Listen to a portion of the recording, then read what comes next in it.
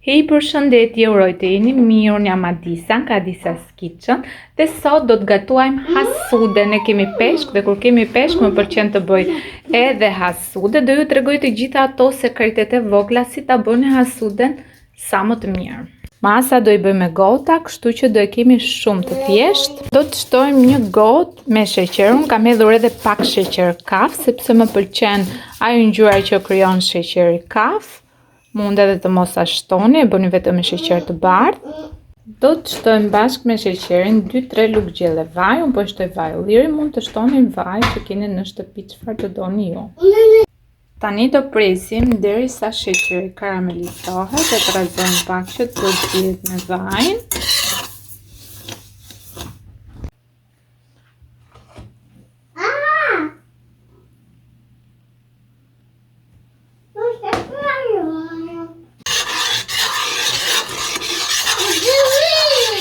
Sheqeri do edhe pak të shkryhet plotësisht.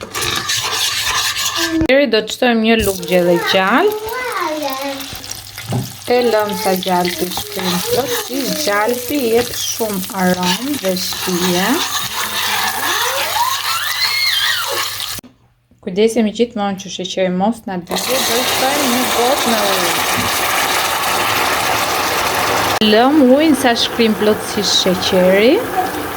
Gatisim 27, unë nuk e dua që të dominoj 27, prandaj do shtoj një gotë me 27,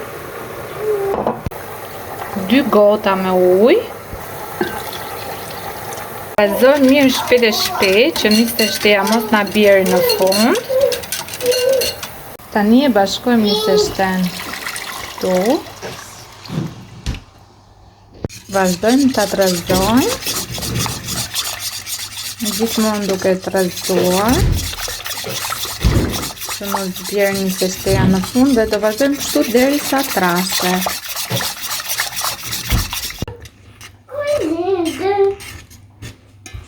Të vazhdojmë akoma ta mbajmë në zjarr duke trazuar vazhdimisht. Të vazhdojmë të trazojmë derisa masa nga shkëputet nga tenxhera.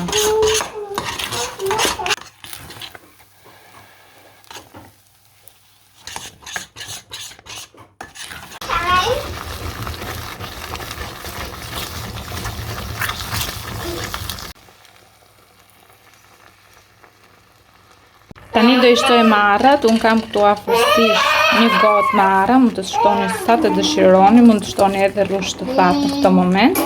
Dhe vazhdojmë e trazojmë, shpejt e shpejt që të bëjë një masë homogjene.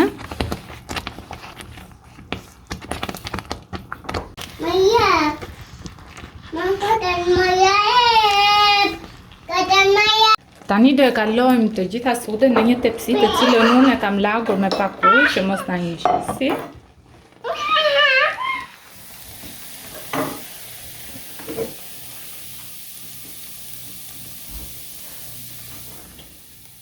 Mund të japim edhe formën me lugë, duke i kaluar lugët në një gotë me ujë.